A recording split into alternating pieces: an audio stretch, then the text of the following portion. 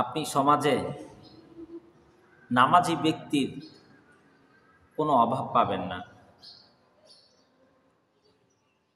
দাড়িওয়ালা আর টুপিওয়ালা মানুষের কোনো অভাব নাই। আপনি রোজাদারওয়ালা মানুষ পাবেন, আপনি হাজিওয়ালা মানুষ পাবেন, কিন্তু একজন আমানতদার ব্যক্তি আপনি সহজে খুঁজে পাবেন না। এই আমানতদারিতা আমার মনে হয় এখন সোনার হরিণ হয়ে গিয়েছে। আমানতদারিতা মানুষের ভিতরে খুঁজে পাওয়া যায়ই না।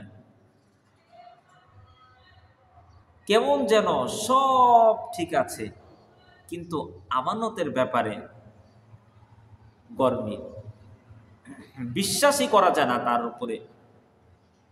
সেটা যে কোনো আমানত হোক, আপনার কথা হোক, অর্থ হোক, যে কোনো লেনদেন হোক, আমানতের খেয়ানত আমাদের ভিতরে অহরহ হচ্ছে। কেউ কাউকে আমানতের ব্যাপারে বিশ্বাস করতে পারছে না। আল্লাহ রাসূল সাল্লাল্লাহু আলাইহি ওয়াসাল্লাম তিনি বলেছেন যে মুনাফিকরা আলামত হচ্ছে তিনটা। ইজা হাদ্দাসা কাযাবা, যখনই সে কথা বলে তখনই সে মিথ্যার আশ্রয় নেয়, তখনই সে মিথ্যা কথা বলে। ওয়া ইজা ওয়াদা আখনাফা, যখনই সে ওয়াদা করে তখনই সে ওয়াদা ভঙ্গ করে। ওয়া ইজা তুমিনা, যখনই সে তার কাছে আমানত রাখা হয়, খনা, সে আমানতের খেয়ানত করে। এ হচ্ছে বর্তমানে আমাদের এই আমানতের এই অবস্থা। অথচ রাসূল সাল্লাল্লাহু আলাইহি ওয়াসাল্লামের যুগের দিকে যদি আপনি তাকান, যেই যুগে কাফের মুশরিকরা ওই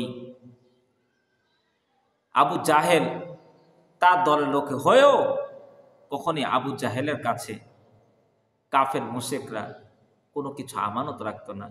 রাসূলুল্লাহ সাল্লাল্লাহু আলাইহি ওয়াসাল্লামের কাছে তার কাছে গচ্ছিত রাখতেন, ডিপোজিট হিসাবে রাখতেন রাসূল সাল্লাল্লাহু আলাইহি ওয়াসাল্লামের কাছে। কাফের হয়েও, মুশরিক হয়েও রাসূলের কাছে তারা আমানত রাখতেন। রাসূল সাল্লাল্লাহু আলাইহি ওয়াসাল্লাম যখন তিনি আল্লাহর নির্দেশে তিনি হিজরতের ইচ্ছা করলেন, হিজরতে চলে যাবেন, ওই রাতেতে হযরতে তারই মেয়ের জামাই, তার জামাতা হযরত আলী রাদিয়াল্লাহু তাআলা আনহুকে রেখে গেলেন আর বলে গেলেন, ও আলী, এই মক্কার অসংখ্য অগণিত মানুষের আমানত আমার কাছে আছে। আমি রাসূল যদি এগুলো না দিয়ে চলে যাই তাহলে তো আমি আমানতের খেয়ানতদার হয়ে যাব। শোনো আলী, তুমি আমার এই আমানতগুলো এবং এবং এই লিস্ট অনুযায়ী প্রত্যেকের বাসায় পৌঁছে দিয়ে তারপর তুমি আসবা। আলী রাদিয়াল্লাহু তাআলা আনহু তিনি তার শুধু 3 দিন লেগেছে এই আমানত মানুষের কাছে, যার যার আমানত তার কাছে পৌঁছে দেওয়ার। সুবহানাল্লাহ, কেমন আমানতদারিতা ছিল তারা। আপনি হযরতে আবু বকর রাদিয়াল্লাহু তাআলা আনহুর দিকে যদি তাকান, রাসূল সাল্লাল্লাহু আলাইহি ওয়াসাল্লাম তিনি মৃত্যু শয্যায়, তখন তিনি সাহাবাদেরকে বলে গেলেন যে আমি মরে যাবার পর তোমরা কাকে খলিফা নিযুক্ত করবা সেটা তোমাদের সিদ্ধান্ত, আমি বলে যাব না।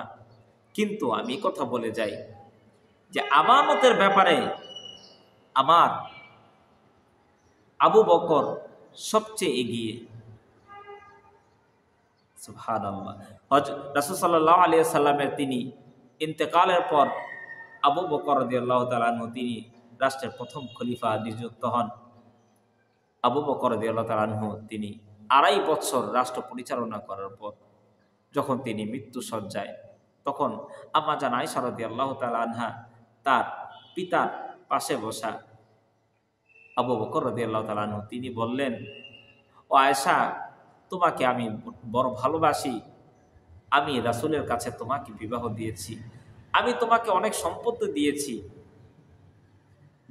জায়গা দিয়েছি, কিন্তু আজকে আমি বড় মক্কার বড় ব্যবসায়ী হওয়া সত্ত্বেও আমি আল্লাহর রাস্তায় সব কিছু দান করার কারণে আজ আমার কিছুই না। ও আয়েশা, আমার ভয় হয় আমি যে 2.5 বছর আমি